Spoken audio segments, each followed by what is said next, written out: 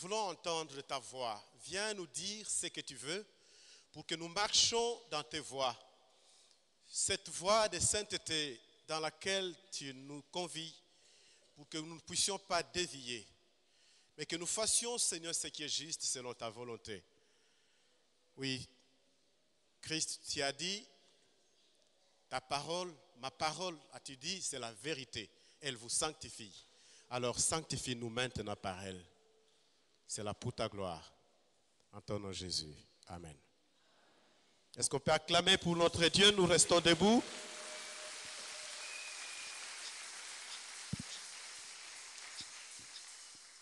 Le vœu est la force de la parole que nous donnons. Nombre chapitre 30, versets 1 à 2 est le plus concerné.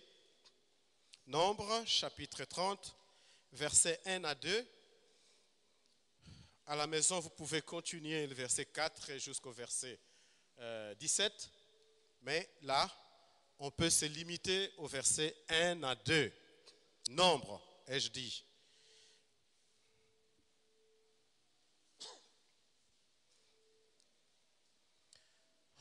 Je suppose que vous avez trouvé ce passage.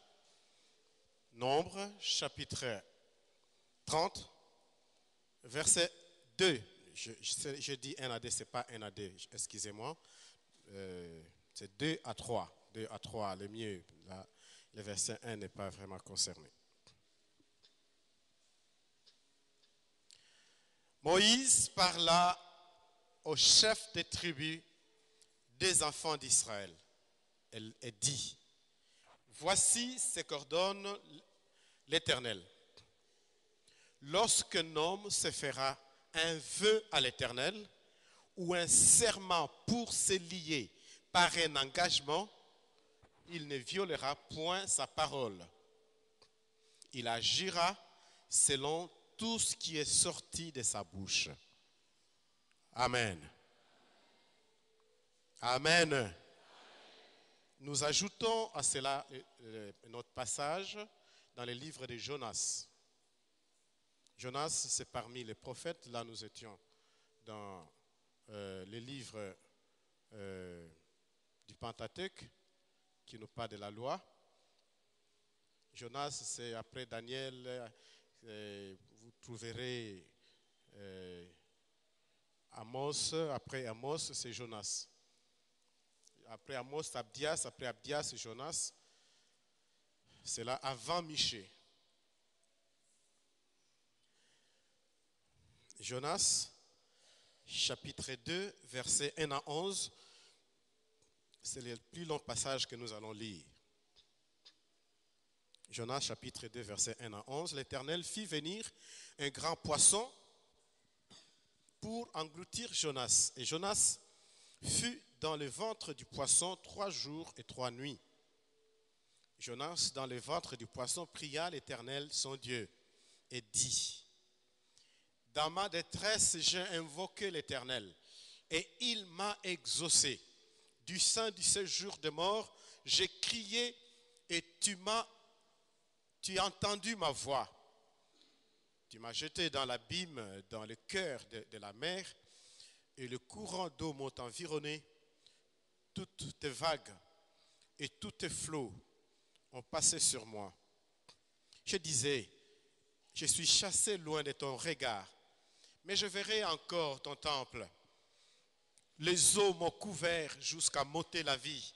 L'abîme m'a enveloppé, les roseaux ont entouré ma tête. Je suis descendu jusqu'aux racines des montagnes. Le bar de la mer m'a enfermé pour toujours. Mais tu m'as fait remonter vivant de l'Éternel, mon Dieu. Quand mon âme était abattue au-dedans de moi, je me suis souvenu de l'Éternel. Et ma prière est parvenue jusqu'à toi dans ton saint temple. Ceux qui s'attachent à des vaines idoles éloignent de la miséricorde. Pour moi, je t'offrirai des sacrifices avec un cri d'action de grâce. J'accomplirai les vœux que j'ai faits. Le salut vient de l'Éternel. L'Éternel parla aux poissons et les poissons vomit Jonas sur la terre. Alléluia. Est-ce qu'on peut encore acclamer pour notre Dieu, pour cette parole et nous asseoir librement devant l'Éternel, notre Dieu. C'est une bonne chose que d'appartenir à Dieu et de savoir qu'on peut vivre selon sa volonté tous les jours de sa vie, selon sa parole. Si pour plusieurs, mener une vie sainte, accomplir la volonté de Dieu paraît comme quelque chose d'impossible, mais pour toi et moi qui croyons, nous savons que c'est possible. Alléluia. Nous savons que c'est possible de vivre selon la volonté de Dieu. C'est comme chantait un chanteur qui disait, toi le parfait qui habite avec les imparfaits. Un Dieu saint a accepté d'habiter dans notre cœur, nous qui sommes souvent enclins à vivre dans la vie du monde essuyé dans notre vie. Nous parlons aujourd'hui du feu parce que nous savons c'est quoi ça, le thème de l'année qui tenait sur la parole, la puissance de la parole. Nous savons que ce que nous disons de notre bouche a de la valeur. Nous créons avec notre bouche par les paroles que nous prononçons. Nous savons, comme dit la Bible, que la vie et la mort sont où c'est? Sont dépendants de quoi? Hein? De la langue. Sont au pouvoir de la langue. La réussite et l'échec sont au pouvoir de la langue. Le succès et l'insuccès sont au pouvoir de la langue. La délivrance même et l'esclavage sont au pouvoir de la langue. Les portes s'ouvrent ou se ferment au pouvoir de la langue. Tout dépend de toi. Ta vie donc devient ce que toi tu fais de ta langue. La Bible ne nous dit-elle pas que c'est en croyant du cœur qu'on parvient à la justice et c'est en confessant de notre bouche qu'on parvient où c'est? Au salut. Romains le dit clairement, il faut le dire. Personne ne peut dire qu'il est sauvé s'il n'a jamais confessé de sa bouche que Jésus-Christ est Seigneur et Sauveur. Il faut bien utiliser sa bouche parce que notre salut dépend de la façon dont nous nous en servons. Alléluia. Le vœu est la force de la parole. C'est ça le thème de ce jour. Le vœu, c'est quelque chose qui, selon le passage que nous venons de lire dans Nombre chapitre 30, versets 2 à 3, c'est quelque chose qui nous lie à vie, ou qui nous lie pour un moment, pour un temps, ou qui nous lie pour une action donnée. Et une fois que nous avons réalisé cela, alors nous pouvons dire que nous avons accompli notre vœu. Le dictionnaire définit le vœu comme une promesse faite à Dieu et parle de divinité. Une promesse faite à Dieu dans le but de lui être agréable. Alléluia. Oui, c'est vrai. On fait le vœu pour être agréable à qui? À Dieu. Vous êtes là? On fait le vœu pour être agréable à Dieu. On fait le vœu pour toucher son cœur. On fait le vœu pour accomplir sa volonté. On fait le vœu avec l'idée qu'on veut entrer dans sa pensée. On veut faire ce qui réjouira son cœur, ce qui fera la joie de son âme. Et on fait le vœu là, à son honneur. En principe, tout enfant de Dieu ne doit pas manquer de vœux dans sa vie. Tout celui qui est chrétien, comme tu es là et comme je suis là, nous devons avoir fait des vœux. Si ça n'existe pas, ça signifie aussi que nous ne sommes pas encore sauvés. C'est clair. Alléluia. Vous êtes là? C'est tout ce que ça peut signifier. Parce que vivre la vie tous les jours, c'est un vœu. Le vœu, c'est une promesse solennelle qu'on fait à Dieu pour obtenir sa faveur. Non seulement on fait le vœu pour lui être agréable, mais aussi pour faire quoi? Pour obtenir quoi? Hein? Sa faveur. Pour qu'il fasse quelque chose pour nous. C'est une promesse faite à Dieu pour les remercier. Les remercier parce qu'il a fait quelque chose. Oh Dieu, parce que je me suis rendu compte que tu as sauvé mon enfant malade. Seigneur, à la fin de ce mois, quand je serai payé, je vais donner le double de la dîme que j'ai toujours donnée. C'est un fait que tu fais, mais pour quelle raison? Pour remercier Dieu pour quelque chose qu'il a réalisé en ta faveur. Alléluia.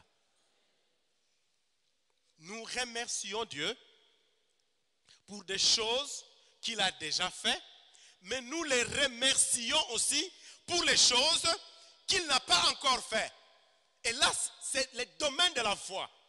Nous agissons avec confiance parce que nous savons que en disant merci à Dieu, notre Dieu est toujours un Dieu fidèle. Alléluia. Donc, ce n'est pas comme un homme, tu lui dis, merci pour les stylos que tu vas me donner. Il a dit, je vais te donner les stylos, et tu lui dis merci. Mais parfois, il ne te les donne pas. Mais quant à Dieu, nous savons qu'il nous donne toujours. Alléluia. Dieu nous donne toujours. Je dis, Dieu nous donne toujours. Dieu exauce toujours à toutes nos prières. Pourquoi?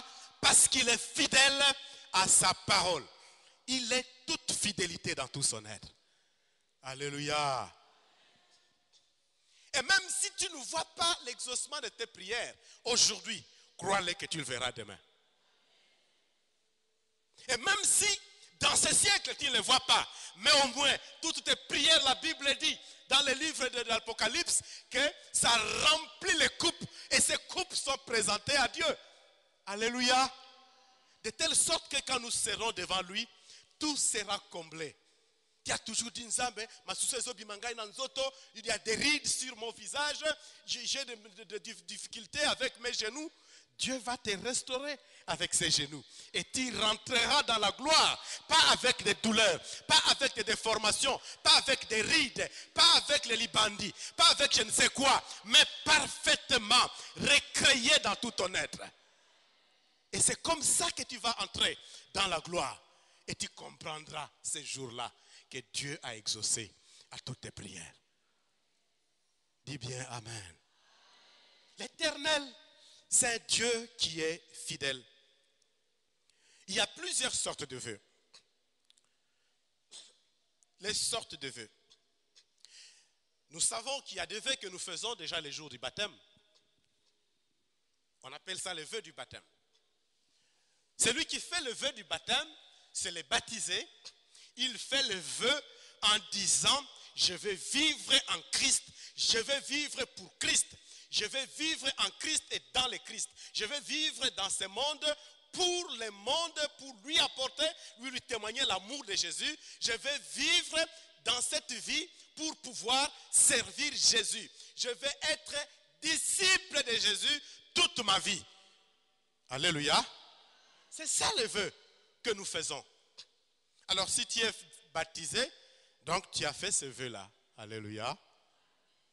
Tu as fait ce vœu-là de servir Jésus tous les jours de ta vie, de mourir quant à la vie du péché et d'être ressuscité avec Jésus pour marcher dans sa gloire tous les jours de ta vie. Alléluia. Deuxième vœu, il y a des gens qui ont fait les vœux de célibat, comme l'apôtre Paul. Il y a même certains prêtres qui arrivent à faire le vœu de célibat. Parce que le ministère, dans son église, le place devant cette obligation. Et il fait le vœu qu'il restera célibataire tout le temps de sa vie. C'est un vœu de servir Dieu. Paul l'a fait librement. Il a dit, je le veux. Et je me rends compte que si je me mêlais encore des histoires de mariage, ça ne tiendra pas. par rapport à la façon dont je vois que le Seigneur m'appelle, que je dois les servir, et la façon dont je veux m'engager à les servir. Je veux me jeter à fond. Voyez, vous comprenez ça? Quand on fait un vœu, on se donne à fond de faire quelque chose. Quand on fait le vœu, on se donne de tout son être, de tout son corps, de tout son être, toute son âme et toute sa pensée. Pourquoi? Parce que le vœu, c'est un engagement d'intelligence, des sentiments que vous devez prendre. Alléluia. C'est un vœu, un engagement comme ça. Tu comprends avec tes sentiments. Tu comprends avec ta volonté. Tu comprends aussi avec ton esprit. Ça devient un sujet de joie pour toi. Ce n'est pas quelque chose qu'on te force, mais quelque chose que toi-même tu fais à l'honneur de qui? De ton Dieu. Alléluia. Et c'est quelque chose de bien. Faire un vœu à l'honneur du Seigneur. Il n'y a pas que le vœu pour donner l'argent, je donnerai autant. Ce n'est pas que ça. Mais c'est lié à toute la vie. À toute la vie. Il y a aussi des vœux de fidélité que plusieurs mariés se donnent l'un à l'autre. Ça revêt deux aspects, le vœu de fidélité que le marié se donne le jour du mariage. Ça a deux aspects.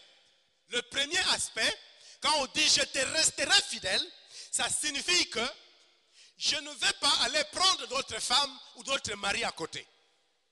Alléluia. C'est ce que ça signifie. Ça signifie aussi que si tu es tombé donc par rapport à cet engagement, tout ce que tu dois faire, c'est de revenir vers le Seigneur. Pourquoi? Parce que Jésus-Christ est notre avocat auprès du Père. Il plaide jour et nuit. Au lieu que tu restes lié toute ta vie dans les chaînes de l'infidélité, dans les chaînes de l'impudicité, fais une chose, reviens vers le Seigneur qui a la grâce, la possibilité de te venir en aide pour que tu puisses rester debout dans ta marche et que tu retrouves encore ton engagement de fidélité envers ta mari, plutôt ta femme et ton mari. Alléluia. Ça, c'est le premier aspect. Le deuxième aspect de ces vœux de fidélité, c'est que tu décides de vivre avec cette personne-là. Ce côté lindenga nalaka munoko funga ma nisoki ni nezobi mabima na ndimi yo ndenge yo zali. Moi si yango azalaka ko finga batu, j'ai donné à Dieu quoi? La promesse de rester fidèle avec moi si oyo afinga kabatu. Mobali yango akabakate vina ye mobimba. Makambu ba problème, kuna musala akaka ba problème. J'ai accepté de vivre avec un homme qui est problématique toute sa vie. Milangwa na milangwa, j'ai décidé de vivre avec la personne, quelle que soit ma faiblesse naïe. Voulez-vous dire Amen? Dites bien Amen. Dans ce monde, il n'y a pas d'homme parfait. Dans ce monde, il n'y a pas de femme parfaite. Si vous pensez que le divorce, c'est la solution à votre problème, vous vous liez encore devant Dieu. Si vous pensez que le divorce, pour un remariage, c'est une solution à votre problème, vous êtes en train de vous créer un problème devant Dieu et de vous fermer même la porte pour le royaume des cieux. Donc vous venez ici, passez votre temps en vain. En vain, venez-vous avec l'argent que vous donnez à l'église. En vain, passez-vous votre temps ici. Le temps de la repentance, c'est aujourd'hui. Et revenez sur votre décision. Mettez fin à la pensée du divorce, parce que ça ne vous conduira pas vers Dieu. Bien au contraire, ça vous éloignera de lui. Si vous avez pris la décision, acceptez telle quelle, parce que Dieu a déjà pris cette décision. Le vœu pour le ministère. Beaucoup de serviteurs de Dieu, surtout les jours de la consécration, les pasteurs, les diacres, et bien d'autres que nous connaissons, les prêtres, qui sont consacrés, prennent un vœu pour servir Dieu en disant je servirai Dieu, je serai fidèle au poste, je ferai ce que Dieu me demande comme diacre, comme pasteur, comme évangéliste, j'accomplirai mon ministère à l'honneur et à la gloire de qui? Vous êtes là? à la gloire et à l'honneur de notre Dieu. Tous les chrétiens en principe, tels que nous sommes là, nous devons faire le vœu de sainteté. Nous devons faire le vœu de sainteté. De dire à Dieu, Seigneur, je vais marcher saintement. Je vais m'éloigner de toute forme de jugement contre mon prochain. Je vais m'éloigner de toutes sortes de pensées, de me faire passer pour quelqu'un de meilleur et de parfait dans ce monde. Je vais me garder, Seigneur, d'être plongé dans la vie du péché, en train de commettre le péché, comme quelqu'un qui buvait de l'eau. Je veux me libérer de cette vie. Mener une vie sanctifiée. Marcher sur le chemin de la sanctification. C'est quelque chose sur laquelle le Seigneur insiste ces derniers temps. Il y a des gens en Europe, aux États-Unis, je pense en Amérique latine aussi, à moins que je me trompe, qui reçoivent régulièrement des messages de la part du Seigneur. Il y a au moins quatre personnes qui reçoivent régulièrement des messages, et ces messages qu'ils reçoivent, ça concerne l'enlèvement, le plus.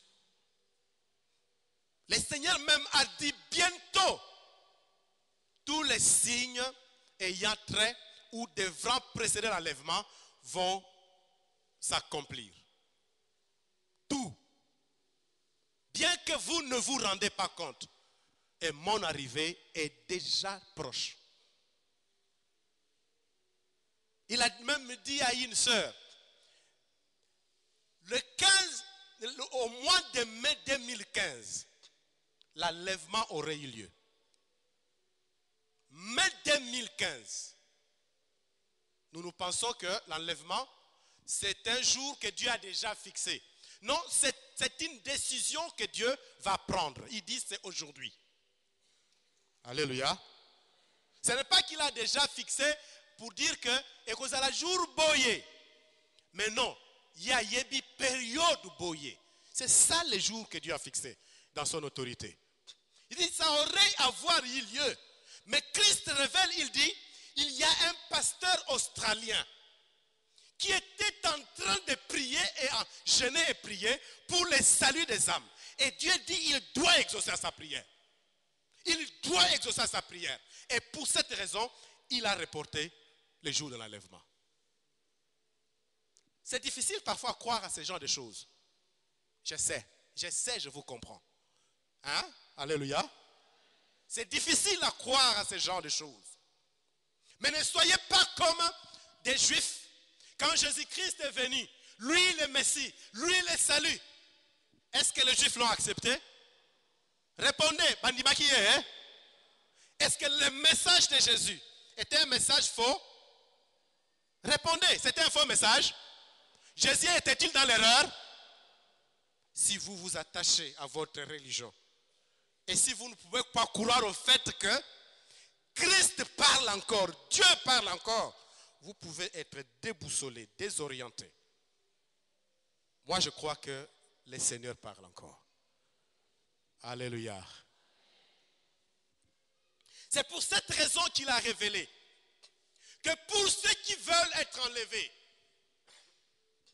je ne vais pas m'empêcher de dire ça. Parce qu'en fait, le message que j'ai préparé, c'était l'enlèvement. Mais le programme voulait que je vienne sur ça. Et j'ai mis le message d'enlèvement à côté. Mais je vais au moins dire ceci. Le Seigneur a dit, aucune personne qui fume la cigarette ne verra la porte de son royaume.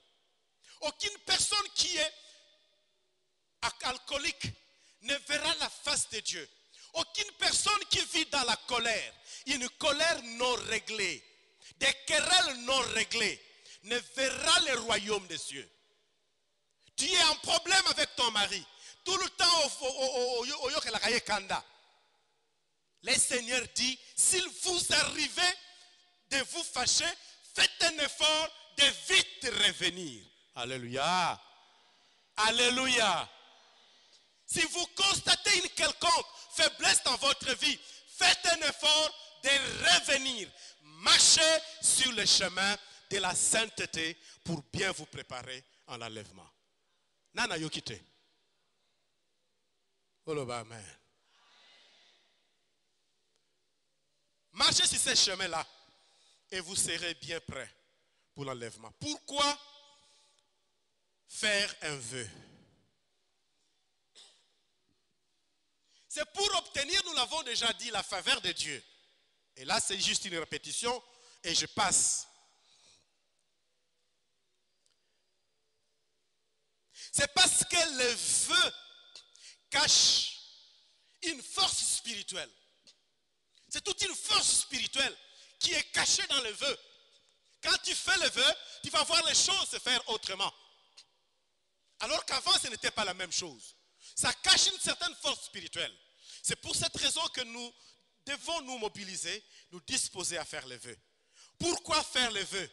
C'est pour que les desseins de Dieu s'accomplissent dans notre vie. Pourquoi faire le vœu? C'est pour que nous puissions nous conformer à la pensée de Dieu. C'est pour que nous entrions en quelque sorte dans son cœur. Nous puissions nous engager dans ses voies et faire ce qui réjouit son cœur, ce qui touche à fond son âme. Alléluia. Moi, j'ai toujours pensé au fait que, imaginez, je me dis, que je m'imagine une chose, qu'aujourd'hui, j'ai fait quelque chose pour laquelle Dieu, là où il est assis sur le trône, il a commencé à taper la main pour dire, voilà, Mbini, c'est comme ça, je suis content de ce que tu as fait. Que l'âme de l'Éternel se réjouisse à mon sujet. Ah, c'est un sujet de joie, n'est-ce pas? Alléluia. Et le vœu, c'est l'une de ces choses qui amène Dieu à taper son pied comme ça, c'est dire, voilà, ce sont les choses comme ça que je veux. Pourquoi? Parce que le vœu, c'est une façon aussi de se consacrer à Dieu, de se donner à Dieu. Je consacre ma vie ou je consacre ce que je à toi le Seigneur. Je consacre mon temps pour pouvoir te servir. Il y a des gens qui se meurent, mais je m'aimerais prendre une décision. Je fais un vœu, Seigneur, que chaque semaine, je vais évangéliser. Chaque mois, je vais gagner ne fût-ce qu'une âme. Je fais un vœu d'être toujours à l'hôpital pour visiter les malades. Même si je n'ai pas grand-chose, mais je chercherai même peut-être quelques mains de bananes et que je vais apporter aux malades. Alléluia. Un vœu, ça réjouit Dieu. Mais en quoi réside la force du vœu? La force du vœu réside dans le fait que certaines prières que nous avons faites antérieurement paraissent stériles. Je dis bien paraissent. Est-ce que vous avez compris? J'ai nuancé les choses. Ça paraît stérile. Ça semble être stérile. Ça se révèle en quelque sorte comme stérile. J'ai prié, mais rien n'en est résulté. Je n'ai, mais il n'y a rien. Je n'ai pas vu. Je n'ai pas reçu ce que j'attendais. Je n'ai pas reçu l'exaucement à la prière. Alors, pour cette raison, je fais quoi? Je vais faire un vœu. Dans les contacts que j'ai avec les Juifs qui m'envoient leurs messages chaque jour, je lis certains messages où je vois les témoignages des gens, des Juifs qui ont des problèmes. Un enfant, une femme, disons, qui est grosse, va chez le médecin. Et le pédiatre fait tout ce qu'il a fait comme examen. Et puis, on passe à l'échographie pour voir l'enfant. Ce n'est pas comme dans d'autres mondes où vous ne savez vraiment pas comment se trouve votre enfant. Là, on observe même le cœur de l'enfant. La forme du cœur de l'enfant, la forme de ses poumons, on voit tout ça. On décrit, on le photographie. Et on s'est rendu compte qu'il y a un trou dans le cœur de l'enfant. C'est une maladie ici, c'est quoi 21 là? Je ne sais pas, vous connaissez vous les médecins? Non. Ça se termine par 21. C'est la maladie en question. Et puis, cette maladie-là, quand l'enfant naît, il a un 6e doigt. C'est la preuve qu'il a un problème dans le cœur. Et quand il naît, il ne fait pas plus de 30 secondes, il meurt. Alors on a annoncé la chose aux parents. Les parents se sont mis en peine. Ils se disaient, mais qu'est-ce que nous allons faire? Ils ont dit, tout de suite, vous devez monter à l'étage supérieur pour qu'on puisse évacuer l'enfant. Parce qu'il ne pourra pas vivre. Ce n'est pas possible. Ils ont dit, jamais. Nous ne pouvons pas faire cela. Nous qui connaissons l'histoire d'un Dieu fort. Nous qui savons que notre Dieu a accompli des merveilles dans l'histoire. Comment nous devons accepter des choses comme ça? Ils ont dit jamais. Médecin, pas question. L'homme prend la femme, tous les deux d'avis. Il dit, on va voir un rabbin, un serviteur de Dieu, qu'il prie pour nous. Et quand ils arrivent, ils disent, voilà, notre enfant a des malformations. Il a 6 doigts et il a un trou au cœur. Et le rabbin dit, quoi? Il a 6 doigts, c'est un enfant spécial. Il a 6 doigts, c'est un enfant spécial. Alléluia. Vous voyez, on ne doit pas, il ne voit pas les choses comme le médecin. Il voit les choses comme un serviteur de Dieu. Alléluia. Il dit, mais c'est un enfant spécial. Alors, qu'est-ce que vous avez décidé? Nous allons prier. Les choses vont aller. Alors, ils ont commencé à prier. Ils ont prié. Et à la sortie, la femme dit, non, non, non, non. On a prié, c'est vrai. Mais nous devons faire un vœu à l'Éternel. Alléluia. Nous allons faire un vœu. On va couper notre salaire en 2. On le donne pour le social. Parce qu'ils ont des activités, Vad Arabanim, ils appellent ça. Nous allons donner cela pour aider les pauvres. Ils ont fait ça. 15 jours après, ils sont revenus. Les médecins me disent, mais qu'est-ce qui se passe? On devrait déjà évacuer l'enfant. Mais vous êtes là en train de vous traîner, mais ça peut vous créer des problèmes, madame. Il a dit non, parce que nous avons foi à l'Éternel. Ah bon, ça va, que Dieu soit loué. Bon, on va passer à l'examen, un dernier examen avant d'évacuer l'enfant. Ils ont passé à l'examen, les cœurs étaient nets. Le 6e doigt a disparu. Alléluia. L'Éternel reste toujours un Dieu fidèle. Est-ce que vous croyez cela? S'il a été fidèle hier, il l'est encore aujourd'hui. S'il a été fidèle pour les uns, il l'est aussi pour toi. S'il a été fidèle pour plusieurs de par le passé, il l'est aussi pour nous, tels que nous sommes là. Vous croyez cela? Nous avons un Dieu qui est bon, un Dieu qui est fidèle, un Dieu qui nous aime, d'un amour éternel, d'un amour sans fin. C'est un engagement sacré que nous prenons. La force donc de quoi? Du vœu réside aussi au fait que cet engagement, c'est un engagement sacré que nous donnons à Dieu. Or, quand on le donne à Dieu, donc combien l'autre manque à valeur? Ce n'est pas quelque chose qui est négligeable. Mais comprenez aussi, le vœu c'est un substitut à l'offrande. Quand tu n'as pas une offrande à donner à Dieu, tu peux faire simplement un vœu. Alléluia. Ou tu peux avoir quelque chose à donner, mais tu dis, en lieu et place de donner quoi? Une offrande, je vais faire quoi? Un vœu à l'Éternel. Je vais jeûner chaque vendredi de ma vie. Je vais jeûner pour pouvoir soutenir l'œuvre de Dieu. Je vais chaque nuit avant de dormir prier pour les serviteurs de Dieu. Je vais chaque matin, quand je me réveille, prier pour tous les évangélistes. Vous prenez quelque chose, une décision que vous communiquez. Alléluia. À Dieu. Vous le dites à Dieu. Parce que c'est un engagement qui est comment? Solennel. Que vous prenez à l'honneur de votre Dieu. Et nous avons dit que ça vous lie. Et vous dites, parce que j'ai pris cet engagement, je tiendrai. Dans le livre de Jérémie, chapitre 35, je n'ai pas prévu ça. Il est question des Récabites. Les enfants des Récab. Dieu a dit à Jérémie, va chez les Récabites, prends du vin, donne-leur qu'ils boivent. Jérémie a pris du vin, il est allé. Les enfants de Récab, venez. Ils sont venus. Voilà, soyez-vous, ils se sont assis. Voilà, prenez ce vin.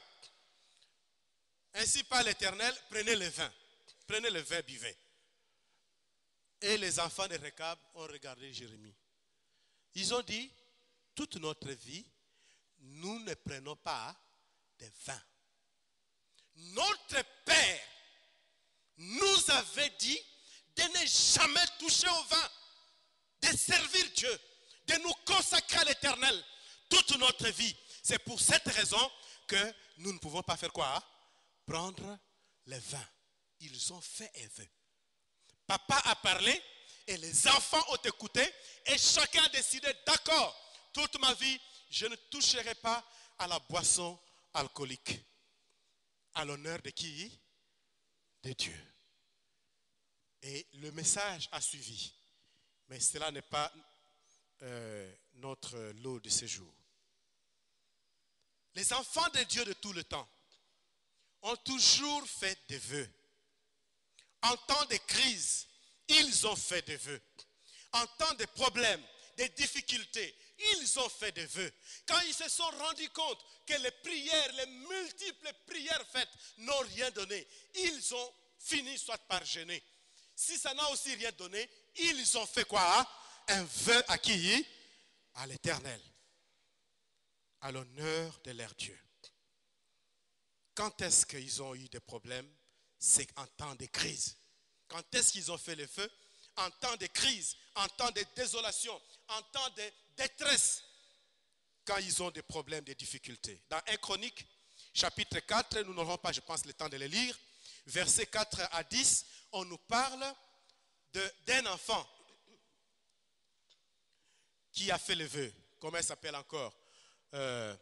Celui qui a dit, Seigneur, si tu le fais, ... Jaébed. Jaébed a fait ce vœu-là. Il dit, Seigneur, si. Parce que quand on fait le vœu, il y a quelque chose, il y a deux parties qui engagent deux personnes, qui sont deux responsabilités. Tu prends un engagement pour faire quelque chose et tu préformules une demande à Dieu. Là, c'est Dieu qui va accomplir. Dieu a la responsabilité d'accomplir ce que tu demandes et toi, tu as la responsabilité de faire ce que tu promets à ton Dieu. Ce sont là les deux parties du vœu. Et il a dit cela, si seulement. La Bible dit que Dieu l'a exaucé. Bien que la Bible ne dit pas qu'est-ce qu'il voulait faire, parce qu'il y a des pointillés qui suivent. C'est le seul passage où il y a des points de suspension qui sont placés à la fin d'une phrase. Les autres phrases de la Bible n'ont pas de points de suspension. Ils ont fait cela. Ils ont fait donc des vœux à différents endroits pour honorer Dieu. Jonas, au chapitre 1, verset 14, nous dit ce qui suit. 14 à 16. Alors, ils invoquèrent l'Éternel et dirent, ô Éternel, ça ce sont les gens qui étaient dans les bateaux avec qui? Avec Jonas. Ils étaient dans les bateaux avec lui et quand ils se sont rendus compte que Jonas est venu se dévoiler, il dit, c'est moi qui suis la cause de ces malheurs. Prenez-moi, jetez-moi dans la mer. Et la solution sera à votre portée. Alors, les gens se sont dit, il faut qu'on prie. Parce que si quelqu'un a désobéi à son Dieu et que son Dieu le poursuit jusqu'à nous causer un tel malheur, c'est que ce Dieu-là n'est pas un Dieu ordinaire. Nous ne devons pas le négliger. Alors, ils ont fait cette prière. Nous sommes au verset 14. Alors, ils invoquèrent l'Éternel et dirent, ô Éternel, ne nous fais pas périr à cause de la vie de cet homme et ne nous charge pas du sang innocent, car toi, Éternel, tu fais ce que tu veux. Ah, ils voulaient se débarrasser d'un sang innocent. Il ne faut pas faire du mal à quelqu'un qui est innocent. Il ne faut pas toucher à celui-là que Dieu a oint, qui est comme son serviteur. Comme c'est le cas avec Jonas. Verset 15. Puis ils prirent Jonas, ils le jetèrent dans la mer, et la fureur de la mer s'apaisa. Verset 16. Ces hommes furent saisis d'une grande crainte de l'Éternel, et ils offrirent un sacrifice à l'Éternel, et furent quoi? Des vœux. Touchés, reconnaissant que l'Éternel est Dieu. Quand ils jettent Jonas dans la mer, ils se rendent compte que la mer se calme. Tout de suite, elle se calme, se disent, Nzambe oyo, aza Nzambe moko juste. To bangaye. Alléluia. Ah, si tu sais ce que Dieu a fait, si tu sais vraiment ce que Dieu a fait dans la vie de plusieurs, si tu connais les conséquences du péché qui ont survenu dans la vie de plusieurs, alors tu dois craindre l'Éternel. Et ces gens ont craint l'Éternel et ils ont dit, non, nous devons changer. Faisons des sacrifices à Dieu. Kakanakati à bateau, ils ont fait des sacrifices à Dieu et ils ont fait des vœux. Peut-être que quelqu'un a dit, ngana moni dit que qu'on a ressemblé la kangoli susute, il faut na semble nzambe ya nani, ya Jonas. Alléluia. Un autre matelot ou peut-être le capitaine a aussi pris la décision. Quand je serai de l'autre côté. Au retour, je vais chercher les Juifs pour qu'ils puissent me parler de leur Dieu, de ce Dieu qui est capable de sauver, d'arrêter, d'apaiser la tempête. Ils ont fait des vœux à l'Éternel. Quand on veut que le ciel s'ouvre, ou encore quand on veut que le ciel ouvre et se porte spécialement pour vous, on cherche une occasion à faire quoi? Un vœu à l'Éternel. Pourquoi? Parce que le vœu peut susciter l'exaucement là où, comme nous l'avons dit, certaines prières ont paru stériles. Jonas, après avoir fait un vœu dans le ventre du poisson, il fait une prière et sa prière est prophétique. Il est encore dans le ventre du poisson, mais il prophétise qu'il va sortir. Alléluia. Dans sa foi, il sait qu'il va sortir. Et il dit, je verrai encore quoi? Ah, vous n'avez pas bien suivi. Les temples de Dieu. Je verrai encore les temples de Dieu. Et après, il dit, il fait un vœu. J'accomplirai mes vœux. Le fait déjà de dire, je verrai les temples de Dieu, ça signifie akokende. Akokende ko fukama liboso na nzambe. Ko pesaye, sacrifice d'action de grâce. J'accomplirai mes vœux. Et dès ce moment, lui qui était dans le ventre des poissons, la Bible dit, juste après cela, Dieu a parlé aux poissons et les poissons est allé les vomir sur la rive. Alléluia. Ma prière est que l'Éternel entende tes vœux. Ma prière est que l'Éternel agrée tes vœux. Ce vœu-là que tu vas le faire à son honneur et pour sa seule gloire, parce qu'il est ton Dieu. Le dernier point de notre message. Pourquoi devons-nous honorer les vœux? Pourquoi honorer les vœux? C'est pour tenir simplement nos engagements à Dieu. Il ne faut pas paraître comme un menteur devant le Seigneur. Tu dis une chose et tu fais une autre. Il faut simplement faire ce que ton Dieu te demande de faire. Accomplis tes engagements fidèlement devant le Seigneur. C'est pour agir fidèlement envers l'Éternel, parce que Dieu est fidèle. Il nous demande aussi d'être fidèles. Proverbe chapitre 20, verset 25, nous dit quelque chose d'important. Et je pense qu'on peut nous lancer ces passages. Proverbe chapitre 20, verset 25. Le Seigneur nous parle de vœux. C'est un piège. Qu'est-ce qu'on a dit? C'est quoi? Hein? Toi aussi, vous êtes là? Qu'est-ce qu'on a dit? C'est quoi? Hein? Pour l'homme de prendre à la légère quoi? Hein? Un engagement qui est comment? Hein? Sacré. Nous avons dit que le vœu, c'est un engagement qui est et de ne réfléchir qu'après avoir fait un... Autrement dit, c'est un piège pour l'homme que de prendre à la légère un vœu sacré qu'il a pris et de réfléchir après. Tu fais un vœu et après tu réfléchis. C'est un piège. Alors, comme l'Éternel nous veut à lui et qu'il est prêt à nous pardonner pour tout, si tu as fait un vœu que tu n'as pas réalisé, prends le temps de demander sincèrement pardon à Dieu. Et la meilleure des choses, c'est de revenir sur ce vœu-là et de le réaliser. Amen. C'est la meilleure des choses. Et le Seigneur va se réjouir. Pourquoi nous devons honorer nos vœux? C'est pour obtenir la délivrance, l'exaucement de la prière. Parce que nous avons dit que les vœux nous lient. Nombre chapitre 30, versets 2 et 3 nous a parlé de cela. Quand quelqu'un aura pris un engagement qui le lie, ça signifie que ça te lie. Tu te mets toi-même dans des chaînes parce que tu veux réaliser quelque chose, ou plutôt tu veux que Dieu fasse quelque chose pour toi. Qu'il te lève, qu'il t'exauce, qu'il te donne quelque chose, qu'il te donne des dons, qu'il t'accorde ce que tu n'as pas. Alors tu te lies jusqu'au jour où, quand tu réaliseras ces choses-là, alors tu es délivré de ces vœux-là. Alléluia. Et c'est une bonne chose de se lier soi-même comme cela, à l'honneur de l'Éternel, pour accomplir un vœu. Et c'est mieux que le vœu qui est donné, je l'ai dit en répétant, que c'est mieux que le vœu qui a été donné soit accompli. Le dernier passage, Psaume chapitre 50, versets 14 à 15, nous dit aussi quelque chose de bien.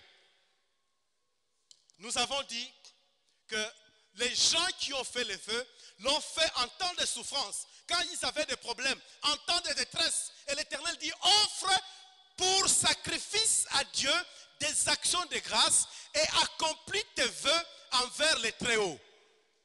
Et invoque-moi. Quand est-ce qu'il faut l'invoquer? Au jour de quoi? De la détresse. Invoque-moi. Je te délivrerai et tu me glorifieras. Alléluia. Au jour de la détresse, ne te lamente pas.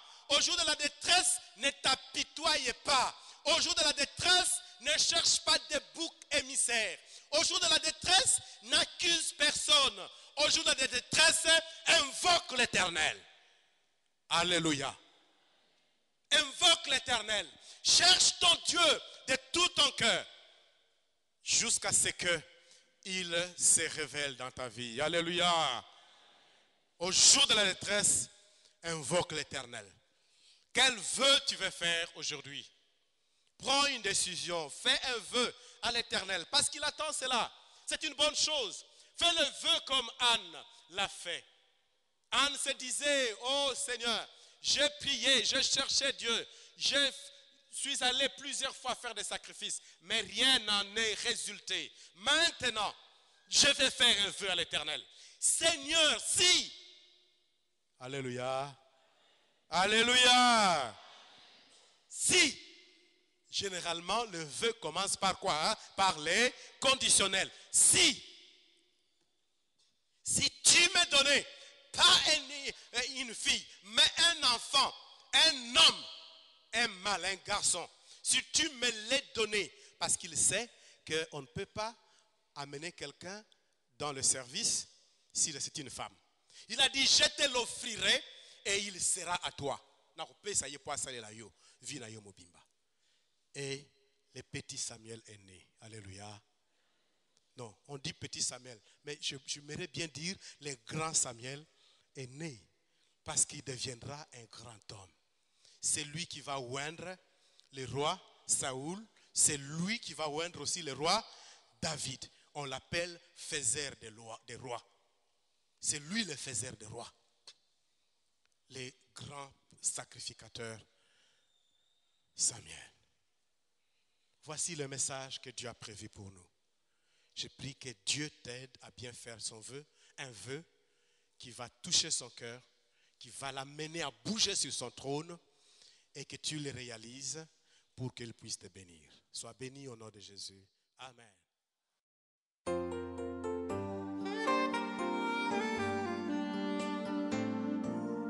Si vous avez été édifié par ces messages, veuillez poster vos commentaires dans francophonecbq.org. Vous trouverez dans ce même site internet le moyen par lequel nous contacter si cela est votre désir. Que Dieu vous bénisse.